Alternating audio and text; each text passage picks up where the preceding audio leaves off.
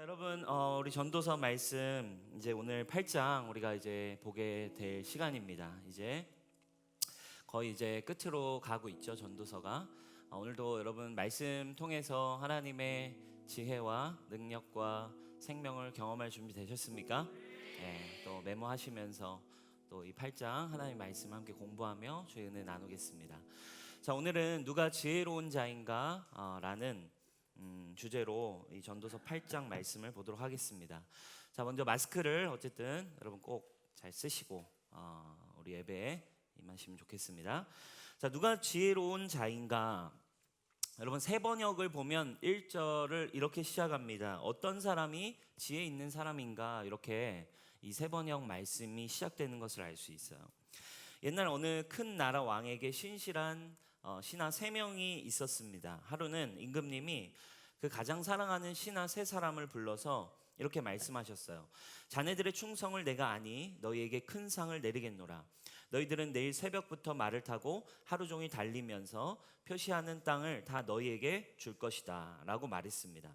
다음날 3신하 중 2신하는 가장 빠른 말을 타고 날이 새기 무섭게 달렸어요. 그래서 한 신하는 평소와 같이 근데 이제 2신하는 말을 타고 자기 영역을 표시하기 위해 달리기 시작했고, 근데 세 번째 신하는 평소와 다를 바 없이 그냥 일을 하는 것이었습니다. 주위의 사람들이 그 세 번째 신하를 보고 이렇게 얘기했어요. 이 어리석은 사람아, 지금 말을 타고 하루 종일 달려도 몇 고을밖에 네가 표시하고 네 거를 만들 수 없는데 자네는 왜 여기서 지금 꾸물거리고 있는가?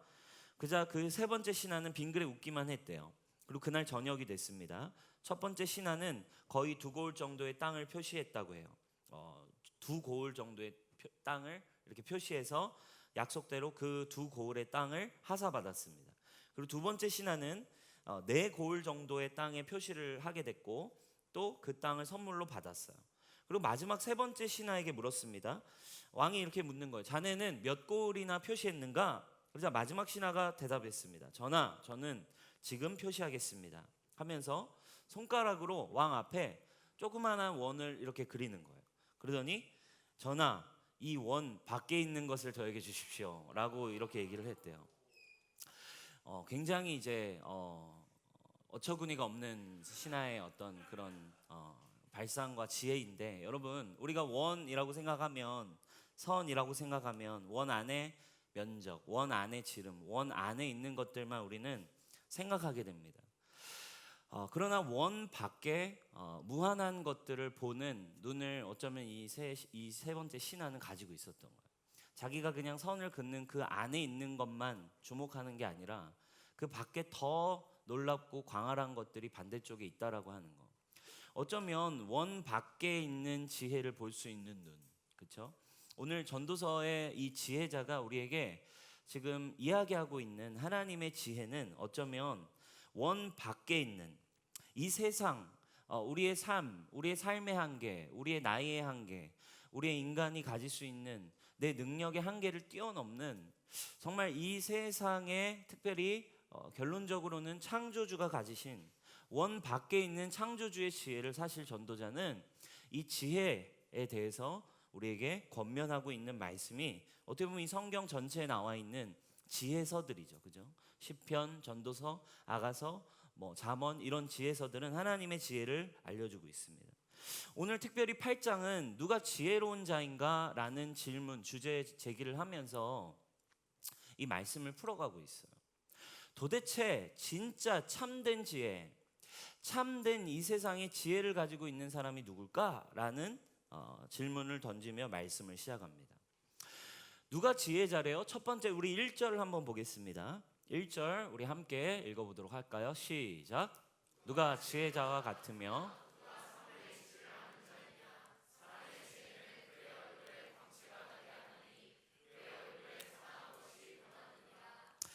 자, 누가 지혜자와 같으며 이러면서 사물의 이치를 아는 자이냐? 그러니까 이 말은 사물의 이치를 아는 자 이코르 지혜자와 같은 자죠.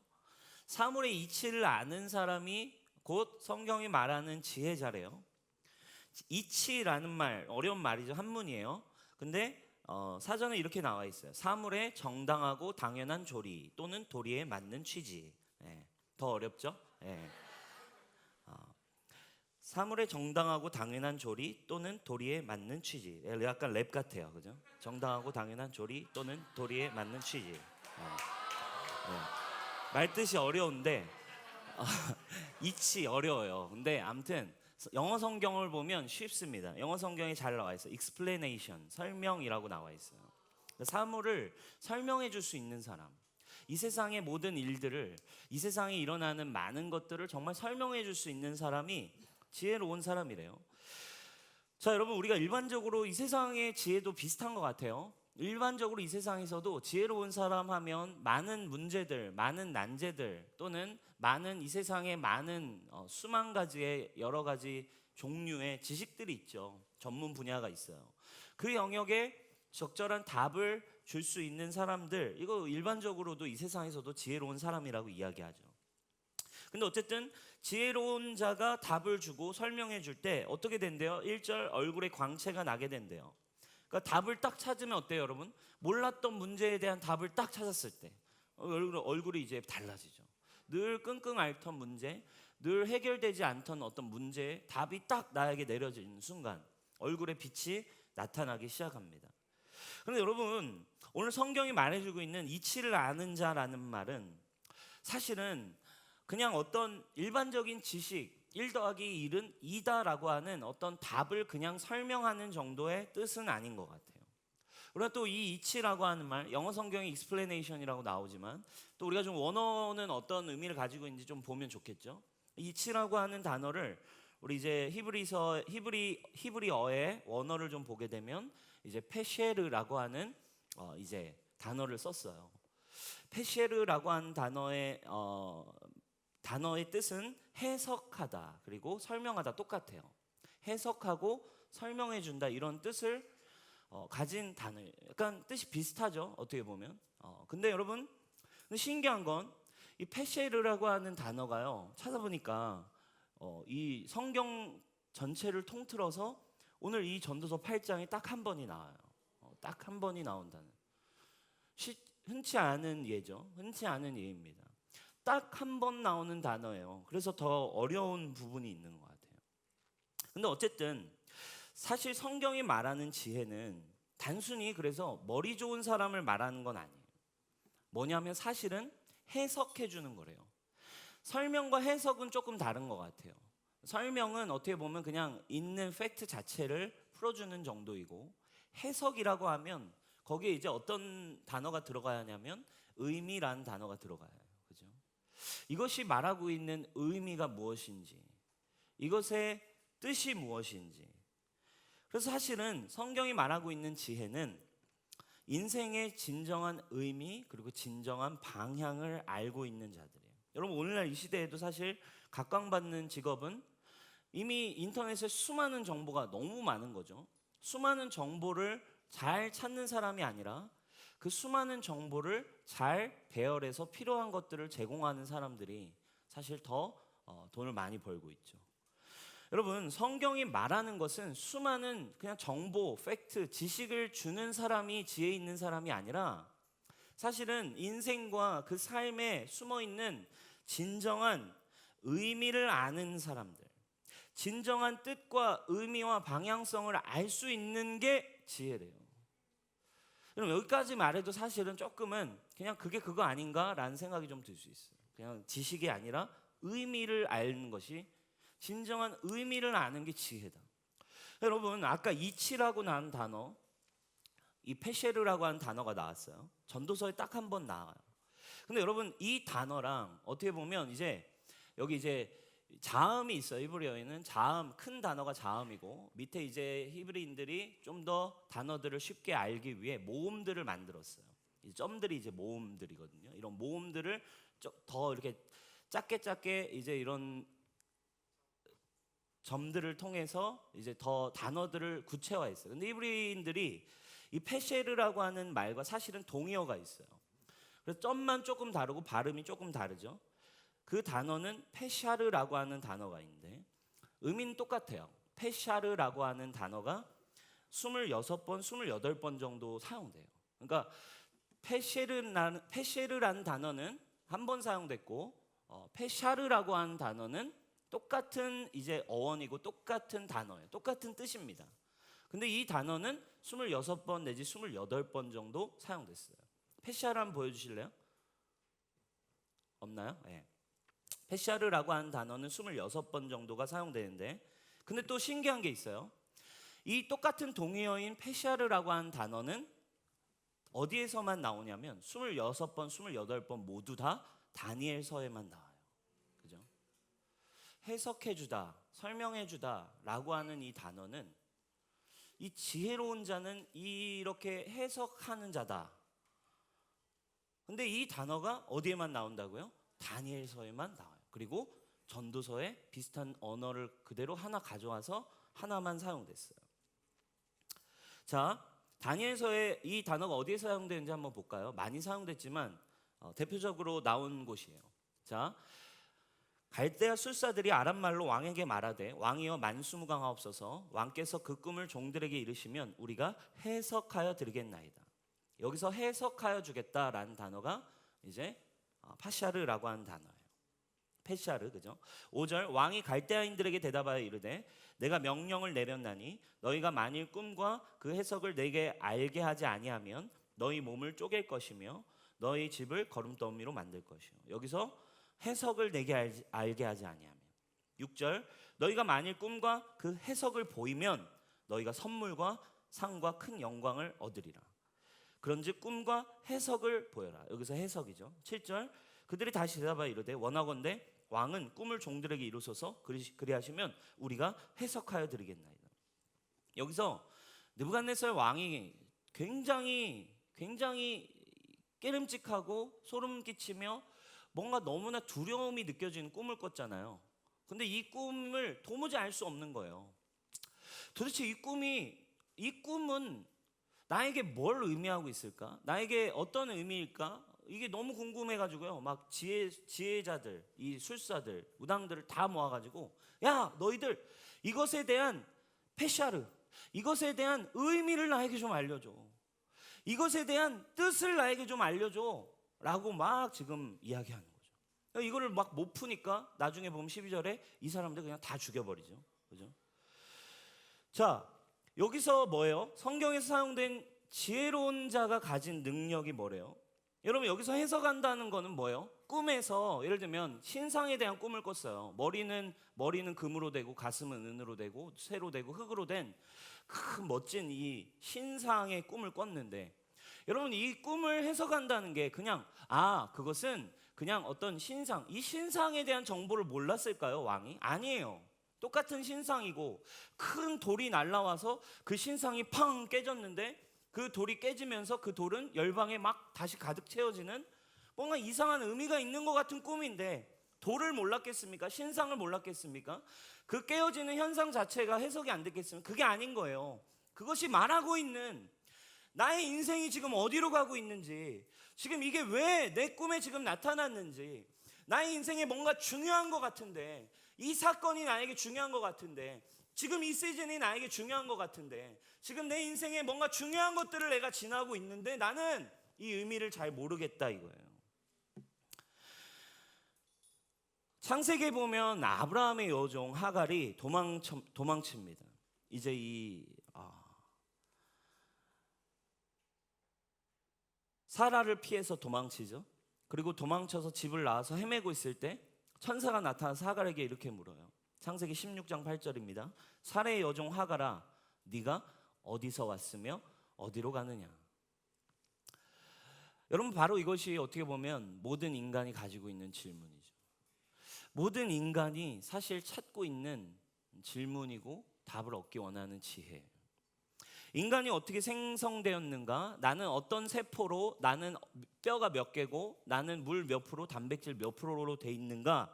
이거에 대한 설명이 지혜가 아니라, 이거에 대한 답을 잘 주는 것이 지혜가 아니라, 전문성이 아니라, 성경이 말하는 지혜는 인간이 진짜 어디로부터 와서 어디로 가는가? 너는 왜 그 일을 해야만 하는가? 직업이 아니라 그 일을 통해서 네가 얻고자 하는 궁극적인 너의 인생의 의미가 무엇이냐? 너는 지금 왜 돈을 벌어야만 하는가? 이것을 아는 것이 지혜래요. 인생의 의미를 분명히 알아야 돼. 사랑하는 여러분, 성경이 말하는 이 다니엘서에 나오는 정말 인생의 의미와 해석을 분명히 하나님 안에서 볼 수 있는 지혜가 여러분들의 것이기를 축원합니다. 또 지혜로운 자가 어떤 자래요? 자, 잠시 뒤로 또 가봅시다. 5절에 보니까 지혜로운 자는 이런 자들이래요. 5절, 때와 판단을 분별한대요. 자, 6절에 보니까 무슨 일에든지 때와 판단이 있으므로 사람에게 임하는 화가 심함이니라. 자, 때를 알 수 있는 거, 그리고 나에게 어떤 일이 일어날지를 분명히 알 수 있는 거, 이게 지혜래요. 그죠? 수많은 일이 일어나는데 그 때에 나에게 필요한 지혜가 무엇인가를 깨달을 수 있는 거. 자, 5절과 6절과 7절에 보니까 지혜로운 사람이 이렇대요. 자, 5절, 6절, 7절 세 번역으로 제가 가져왔어요. 한번 읽어보겠습니다. 왕의 명령을 지키는 이는 안전하다. 지혜 있는 사람은 언제 어떻게 그 일을 하여야 하는지를 안다. 우리가 비록 장래일을 몰라서 크게 고통을 당한다 해도 모든 일에는 알맞은 때가 있고 알맞은 방법이 있다. 무슨 일이 일어날지 아무도 모른다. 앞으로 일어날 일을 말하여 줄 수 있는 사람이 누구인가? 자, 성경이 지혜로운 사람은 어떻게 그 일을 해야 하는지 알고 앞으로 일어날 일까지도 말해줄 수 있어야 된다. 그러면 난이도가 높아지고 있어요. 그죠? 성경의 지혜, 성경이 말하는 지혜는 앞으로 일어날 일까지도 내가 알 수 있어야 된대요, 여러분. 그렇죠, 여러분? 어렵죠? 여러분, 근데 자, 이치를 아는 자, 해석해 줄 수 있는 자, 그리고 두 번째, 때를 분명하게 이해할 수 있는 자. 여러분, 다니엘로 다시 한번 가볼게요. 자, 다니엘의 그 사건으로 다시 가봅시다. 다니엘에게 이제 이 꿈을 해석해 온 나라에 명령을 내리고 지혜 있다는 사람들, 당시 모든 전문가들, 모든 영역의 전문가들, 그리고 술사들, 그리고 이런 종교적인 사람들 다 모아놓고 내가 이런 꿈을 꿨어, 빨리 해석했는데 아무도 뭐 전문적인 지식은 주는데 이 왕의 마음에 들어오는 내 인생에 대한 뭔가 지금 이게 뭔지 분명하게 답이 주는 느낌이 오지 않는 거예요. 그래서 이 왕이 얼마나 포악한 왕인지 그 사람들 해결 못해? 그럼 죽여, 막 이런 거죠. 얼마나 덜덜 떨렸겠습니까? 그래서 근데 아무튼 뭐 이게 은혜인지 재수없겠는지 아무튼 다니엘을 알던 그 사람이 다니엘을 추천해 버려요. 다니엘이 야, 너가 한번 해봐라. 그래가지고 이제 다니엘이 얼떨결에 추천받아가지고 이제 왕 앞에 꿈을 해석하는데 이제 와야 되는 거예요. 다니엘이 이 꿈을 해석하게 되지 않습니까? 자, 5절에 보니까 이렇게 나와요. 왕의 명령을 지키는 이는 안전하다. 지혜 있는 사람은 언제 어떻게 그 일을 하여야 하는지는 안다. 그죠? 우리 8장 5절이에요. 전도서 8장 5절 방금 거. 네. 왕의 명령을 지키는 안전하다. 그러니까 왕의 명령이 떨어졌는데, 느부갓네살 왕의 명령이 떨어졌는데 아무도 이 명령을 지킬 수 없는 거죠. 그죠? 다 죽어버렸어요. 마치 지혜자가 없는 거예요. 그러나 지혜자들은 언제 그 일을 해야 하는지 알고, 왕이 지금 무슨 일이 일어날지 알아내라 얘기했는데 7절에 무슨 일이 일어날지 아무도 나에게 얘기해 줘라 했는데 아무도 그 얘기를 할 수 없었어요. 그 당시에 그 강대국이었던 그 바벨론에 지혜자가 사실은 없었던 거예요. 이 왕의 마음에 뭔가 인생의 분명한 방향을 이야기해 줄 지혜자가 아무도 없어, 다 죽여버렸죠. 거기에 근데 다니엘이 왕 앞에 딱 나타나요. 다니엘이 왕 앞에 딱 나타나서 어떤 일을 합니까? 그리고 그 일을 이제 이치를 아는 페샤르의 해석, 이 꿈의 의미가 무엇인지, 페샤르가 무엇인지를 말하기 시작하고, 또 뭐예요? 때와 판단을 분별하여서 그 꿈이 당신의 삶에 어떤 일, 그리고 앞으로 어떤 일이 일어나게 될지까지도 다니엘이, 하나님의 지혜를 가지고 있던 다니엘은 유일하게 그 왕의 명령 앞에 안전할 수 있는 자였음을 믿으시기 바랍니다. 다니엘이 어떻게 해석합니까? 2장 31, 32, 33절 우리가 보겠습니다. 우리 같이 한번 큰 목소리로 우리 형제들이 한 절, 자매들이 한 절 읽어볼게요. 시작. 왕이여, 왕이 한 큰 신상을 보셨나이다. 그 신상이 왕의 앞에 섰는데 크고 광채가 매우 찬란하며 그 모양이 심히 두려우니.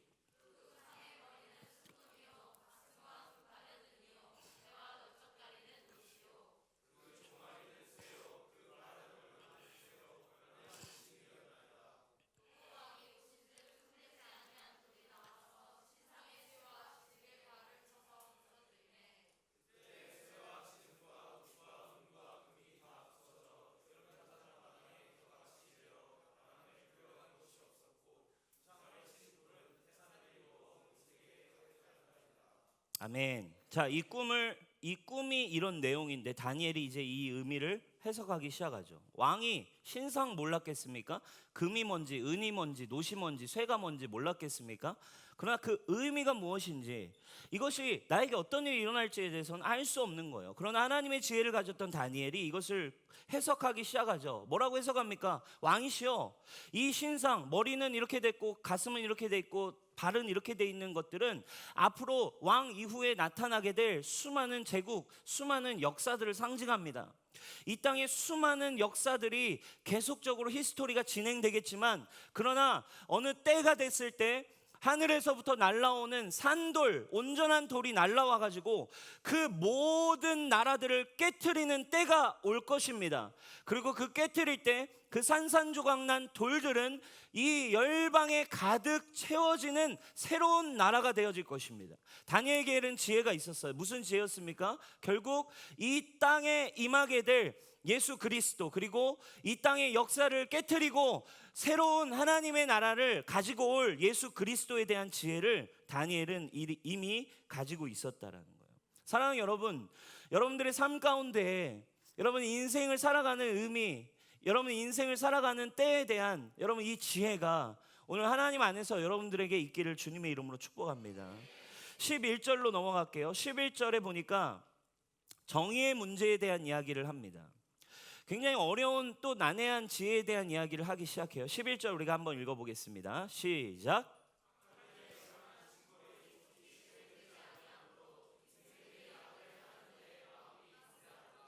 악한 일에 관한 징벌이 속히 실행되지 않기 때문에 인생들이 악을 행하는 데 마음이 담대해야 돼요. 11절에 보니까 새 번역에 이렇게 나와 있어요. 사람들은 왜 서슴지 않고 죄를 짓습니까? 악한 일을 하는데도 바로바로 벌이 내려지지 않기 때문입니다. 이 세상의 정의의 문제에 대해서 질문하기 시작해요. 이 세상에 악한 사람들이 이렇게 많지 않습니까? 악한 사람들이 이렇게 많은데도 벌이 내려지지 않고 이 세상이 계속 악하게만 가고 있습니다. 12절엔 세 번에 이렇게 나와요. 악한 사람이 100번 죄를 지어도 그는 여전히 살아있다. 그런데 12절에 이어서 이렇게 얘기합니다. 우리 12절 13절 한번 읽어보겠습니다. 시작. 죄인은 100번이나 악을 행하고도 장수하거니와.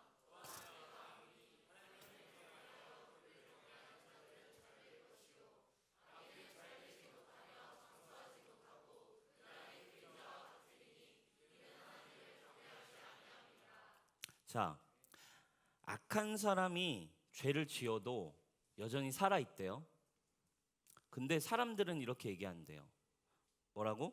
그래도 하나님 앞에 경건하게 살면, 하나님을 두려워하는 사람은, 경외하는 자들은 복을 받아. 그리고 하나님을 경외하지 않는 자들은 안 좋아질 거야. 축복을 받을 수 없어.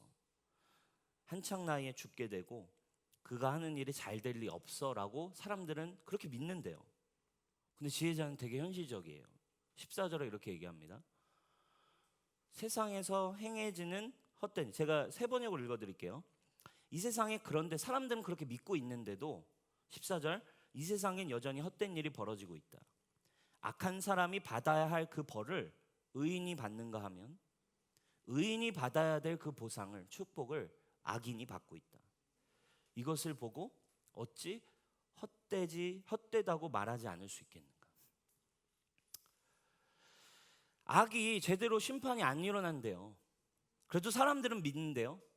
그래도 하나님을 경외하면 그래도 복을 받고, 하나님 경외하지 않으면 축복 받지 않아. 근데 사실은 여전히 의인이 받아야 될 축복을 악인이 여전히 더 많이 받고, 그죠? 악인이 받아야 될 어려움과 고통을 오히려 의인도 여전히 받고 있다 보니까 이게 알 수 없는 거라는 거예요. 이게 어떻게 된 문제인지, 이걸 해결할 수 있으면, 이걸 해결할 수 있어야만 진정한 지혜를 깨달을 수 있어요. 왜? 이게 안 되니까요. 여러분, 이게 지혜롭게 살 수 없어요. 우리는 살고 싶어도. 악인이 더 잘 되거든. 보면 악인이 더 잘 되고, 나는 주님을 위해서, 여러분 신앙생활 하다 보면 난 열심히 주님을 섬기려고 하는데 이상하게 막 더 어려운 일만 나에게 찾아와요. 이상하게 시험이 더 끊이지 않는 것 같아요. 여러분, 이 상황 속에 여러분 우리의 지혜가 어디에 있어야 되냐는 거예요. 옳고 그름으로 해결해야 됩니까? 그냥 우리가 알고 있는 경험, 우리가 알고 있는 이걸로만 이걸 해결하려고 하면 우리는요, 이게 지혜가 없어지는 거예요. 지혜가 없어지고 답이 없어집니다. 17절에 사실은 그래서 이렇게 얘기해요. 뭐라고 얘기합니까? 이 세상에 지혜 있다 하는 사람도 결국엔 이 세상에 지혜 있다 해도 뭐래요? 결국엔 이거 해결할 수 없대요.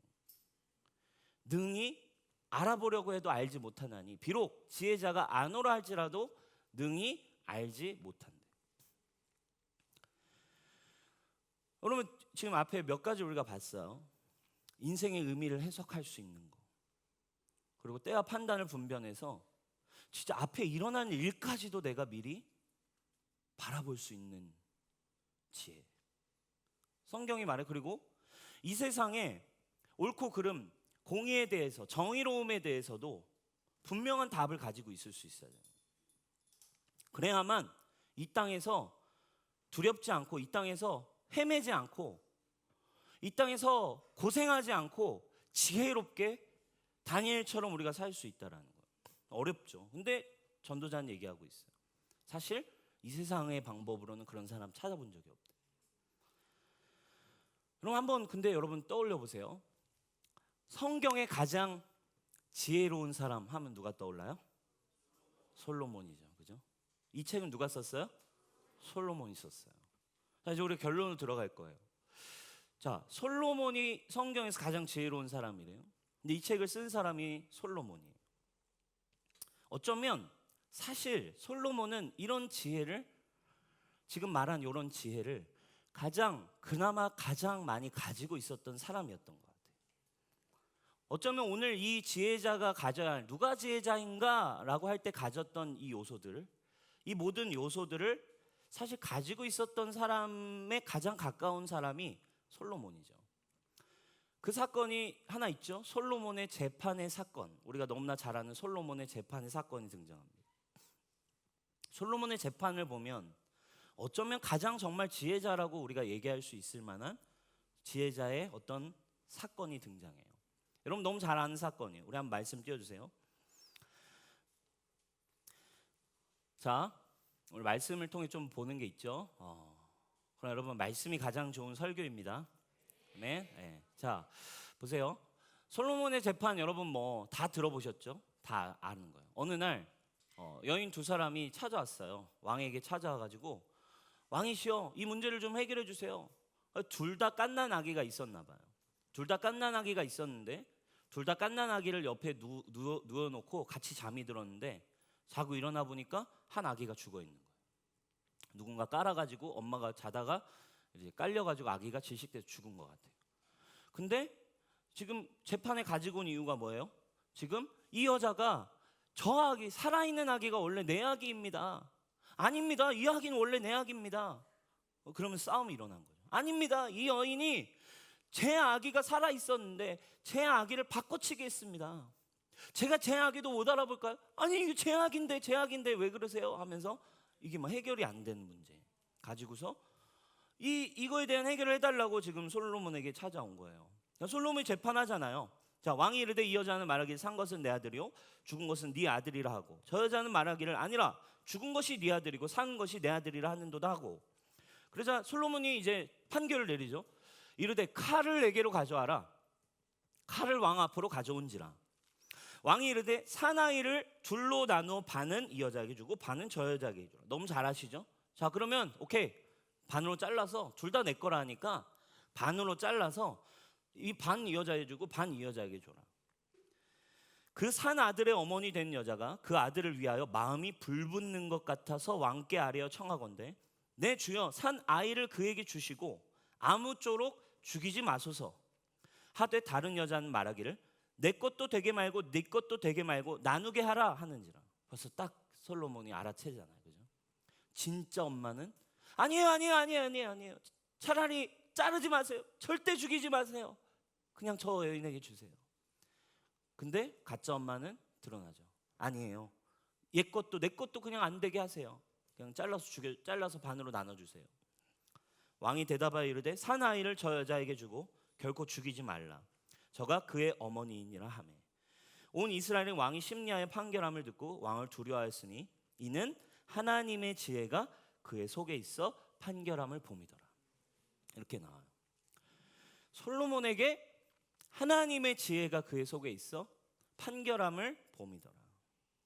여러분, 우리가 너무 잘 알아요, 이 지혜. 솔로몬이 진짜 명석하고 지혜롭다. 특별히 엄마의 마음을 이해해서 엄마라면 사랑을 가졌기 때문에 이런 마음을 갖고 이렇게 할 거라는 이 지혜로운 판단으로 반을 잘라라라고 하는 이 하나님의 지혜. 물론 하나님의 지혜입니다. 그런데 여러분, 이 말씀을 묵상하면 사실 솔로몬의 진정한 하나님의 지혜는 이것도 지혜이지만 더 깊은 곳에 솔로몬이 가졌던 하나님의 지혜가 있음을 우리는 볼 수 있어요. 단지 그냥 반으로 잘라라 하는 어떤 이 명쾌한 판단이 하나님의 지혜이기도 하지만 더 깊은 곳에 숨어 있는 솔로몬이 이러한 문제, 사람들의 문제들을 옳고 그름을 분명하게 하나님의 방법으로 해결할 수 있었던 지혜가 솔로몬 안에 있었음을 알 수 있어요. 힌트가 되는 구절이 이 사건을 소개하는, 이 사건이 시작되는 첫 번째 절에 담겨 있어요. 자, 3장 16절 한번 띄워주세요. 같이 읽어보겠습니다. 시작. 그때에 창기 두 여자가 왕에게 와서 그 앞에 서며. 여러분, 이게 굉장히 중요한 단서예요. 그죠? 이게 왜 단서입니까? 힌트가 되는 단어는 바로 창녀라는 거예요. 창녀. 당시 여러분, 창녀들은 그 유대인들의 율법 그리고 그들의 사회 분위기 속에 창녀들은 여러분 완전히 죄인 취급을 받는, 사람들이 율법적으로 상대도 하지 않는 죄인 중에 죄인, 그래서 상종도 하지 않는 죄인이라고 치부되던 그런 신분이었어요. 근데 지금 중요한 건요, 여러분, 이 창녀가 누구 앞에까지? 왕 앞에까지 나올 수 있었다라는 거예요. 정말 죄인 중에 죄인이고 그 누구도 창녀들이 낳은 아기 하나 죽은 거를 신경도 쓰지 않습니다. 그러나 이 창녀 두 사람이 왕 앞에 나왔고 왕이 이 두 창녀의 이야기를 들을 수 있었다는 거. 이게 여러분 사실 가장 중요한 지혜예요. 솔로몬 하나님께 지혜를 구하죠. 열왕기상 3장 9절. 더 앞으로 가면 이런 본문이 나와요. 더 올라가면 누가 주의 이 많은 백성을 재판할 수 있사오리이까. 듣는 마음을 종에게 주사 주의 백성을 재판하여 선악을 분별하게 하옵소서. 똑같은 단어가 나와요. 저에게 지혜를 주세요. 지혜 곧 뭐래요? 지혜는 듣는 마음이래요. 분명히 나와요. 성경이 말하는 지혜는 뭐예요? 듣는 마음. 따라합시다. 듣는 마음. 듣는 마음은 뭘까요? 경청이죠. 경청은 뭐가 있어야 시작될까요? 겸손이 있어야 시작되겠죠. 낮아짐이 있는 거죠. 낮아지는 마음은 사실 어디로부터 올까요? 사랑입니다. 여러분, 사실 솔로몬이 가지고 있었던 지혜는 사랑이었고, 낮아짐으로 죄인과 같은 자기에게 나아올 수 없는 사람에게까지 가서 그들의 문제와 삶의 귀를 기울이고, 그래서 그들에게 진정한 이치를, 해석을 풀어줘서 그들의 얼굴이 밝아지게 하고 그들에게 앞으로 일어날 일들까지도 알려주며, 그리고 그들에게 분명한 믿음으로 여러분 그들에게 지혜를 줄 수 있는 사람이에요. 그리고 이 세상의 옳고 그름, 선악의 문제가 무엇인지 진짜 만족을 누리며 살 수 있는, 기쁨을 누리며 살 수 있게 하는 지혜예요. 여러분, 성경에 결국 이 솔로몬의 이 지혜, 그리고 솔로몬의 재판, 그리고 솔로몬이 가졌던 유일한 하나님의 지혜, 여러분 성경에 나오는, 특별히 구약에 나오는 모든 인물은 사실 누구를 예표합니까? 예수 그리스도를 예표하고 있는 줄 믿습니다. 여러분, 성경에 마침내 신약에, 이제 우리가 읽는 구약으로 넘어가는 신약의 지혜에 대한 설명을 분명히 하고 있습니다. 마침내 성경에 이제 감추어져 있던 완벽한 하나님의 지혜가 나타납니다. 고린도전서 1장 23절 24절. 우리는 십자가에 못 박힌 그리스도를 전하니 유대인에게는 꺼리끼는 것이요 이방인에게는 미련한 것이로되 오직 부르심을 받은 자들에게는 유대인이나 헬라인이나 그리스도는 하나님의 능력이요 하나님의 지혜니라. 성경은 분명히 이야기합니다. 하나님의 가장 숭고한 지혜는 바로 예수 그리스도였고, 예수 그리스도의 십자가가 하나님이 이 땅을 온전하게, 이 땅의 모든 백성들을 웃게 하고, 이 땅의 모든 백성들이 선악의 문제로부터 자유해지고, 이 땅의 모든 백성들이 앞으로 일어날 일이 무엇인지를 분명하게 알 수 있는 지혜로운 그 지혜자를 이 땅에 보내셨는데, 그리고 모든 사람에게 성령을 통해 보내셨는데, 그분이 예수 그리스도라 이 말이에요. 지혜 없는 우리는 그래서 예수 그리스도를 믿을 때 성령으로 말미암아 이 땅의 모든 영혼, 모든 사람, 한 사람도 빼놓지 않고 지혜이신 예수 그리스도를 만날 수 있게 되었어요. 솔로몬에게만 가서 해결되는 것이 아니라, 솔로몬과 같은 사람이 아니라 예수 그리스도, 그분의 지혜를 보내서 이 땅에서. 그러나 여러분, 이 지혜는 뭐래요? 앞에 나와 있습니다. 21절 22절 지혜 있는 자가 어디 있냐, 선비가 어디 있냐, 이 세대 변론가가 어디 있냐. 하나님께서 이 세상의 지혜를 미련하게 하신 것이 아니냐. 하나님의 지혜에 있어서는 이 세상이 자기 지혜로 하나님을 알지 못하므로 하나님께서 전도에 미련한 것으로, 앞에 이렇게 나옵니다. 야, 십자가 그거 미련한 거 아니냐, 그거 진짜 초라한 거 아니냐, 그게 어떻게 지혜냐 라고 하지만 십자가에는 하나님의 지혜가 담겨 있었어요.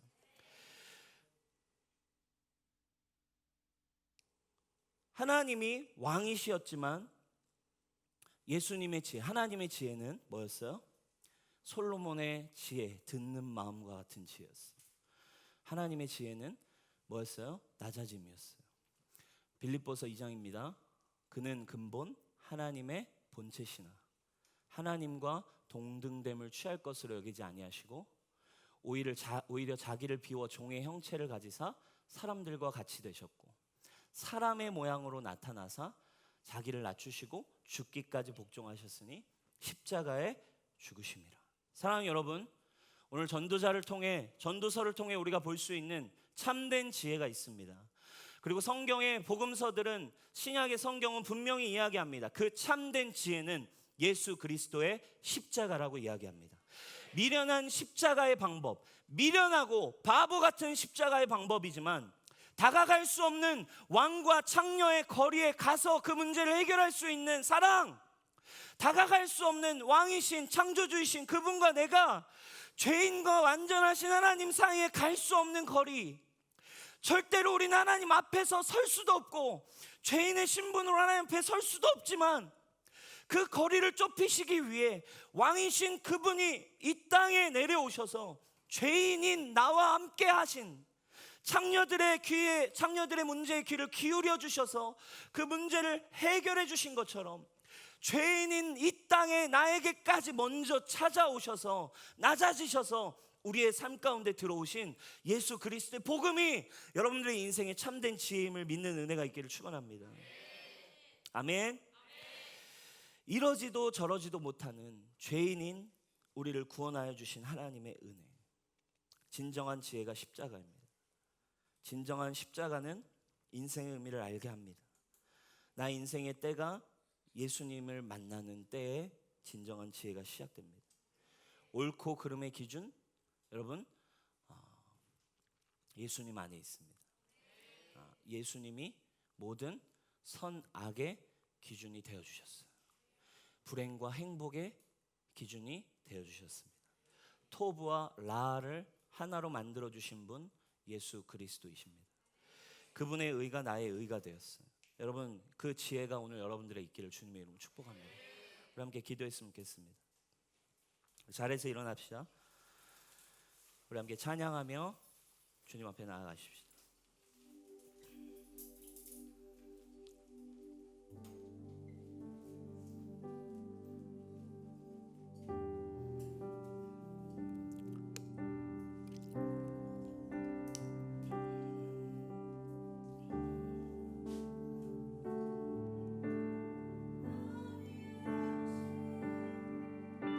하나님의 본체 십자가가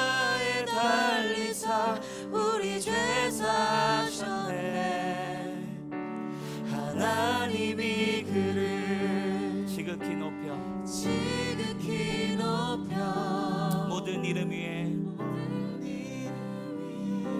뛰어난 이름을 주사 우리 예수 이름 앞에 정하고 이미 주를 시네 영광 중에 오실 주를 보리라 선포해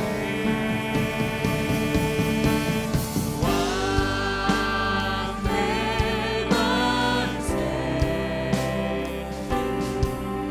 존귀와 위엄을 찬양해 왕의 왕께 만세 주 예수 하나님. 다시 한번 이 땅 위에 오신 이 땅 위에 오신 하나님의 본체 십자가에 달리사 우리 죄 사셨네 하나님이 지극히 높여 모든 이름 위에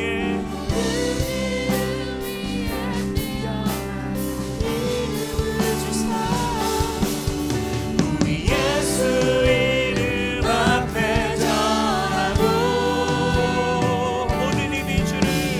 모든 힘이 주를 시네 영광 중에 오실 주를 보리라 선포해 왕의 만세 존귀와 위엄을 찬양해 왕의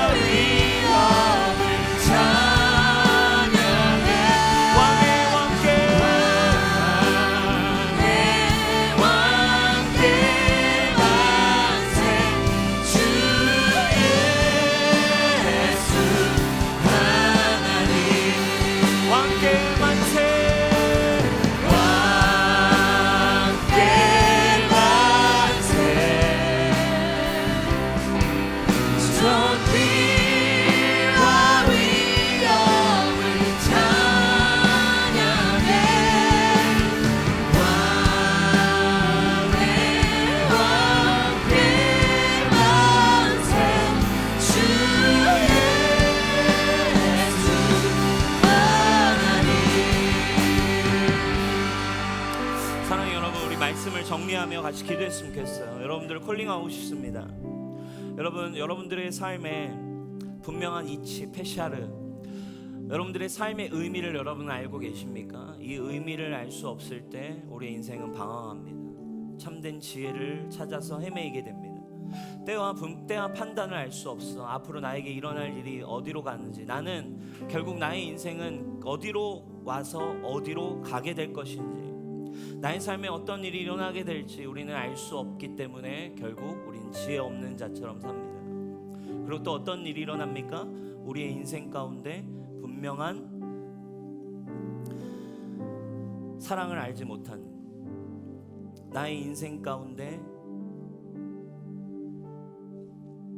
정의의 문제, 수많은 이 세상의 옳고 그름의 문제 가운데 상처받고 상처 주고 용서하지 못하고 누가 맞네 틀리네 하는 문제들 앞에서 우리는 살아가게 되는데, 진정한 공의이신 이 땅에 완전한 사랑을 주신 예수 그리스도, 그래서 이제 그 사랑을 받게 되면 그 사랑을 가지고, 그러니까 솔로몬의 재판 안에 참된 사랑이 담겨 있죠. 그 사랑이 있기 때문에 사랑을 가진 어미는 자르는 것을 원치 않았어요. 그죠? 여러분, 교회는 그 사랑으로 이 땅을 하나님의 사랑으로 세워가기 원하는 공동체예요. 예수님이 먼저 오셔서 자기를 비워 자신을 죽여주셨습니다. 세상은 이 문제 앞에 반으로 쪼개라. 반으로 쪼개서 이게 맞고 저게 틀리니까 너는 이만큼의 죗값을 나에게 주고 너는 이만큼의 죗값을 줘라.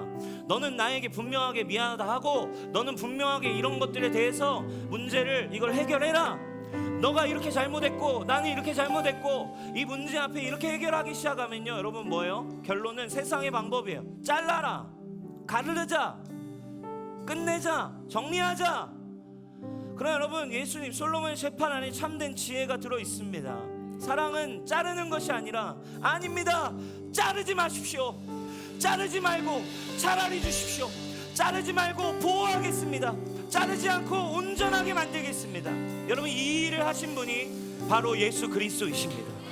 그분은 이 땅에 오셔서 상하지 않고 온전한 사랑으로 의를 만들어 주셨어요. 그래서 예수님 안에 있을 때 여러분, 참된 선악, 참된 의, 참된 하나됨, 참된 사랑이 시작되는 거죠. 여러분, 이 지혜를 여러분들이 가지시기를 주님의 이름으로 축원합니다. 해결되지 않는 관계의 문제, 해결되지 않는 삶의 문제, 인생의 의미에 대한 방황을 이제 끝내고 이 땅에 보내신 참된 지혜, 십자가 앞에 여러분 인생의 의미를 깨닫는 여러분 되기를 축원합니다. 우리 시간에 주여 외치고 함께 기도합시다. 주여.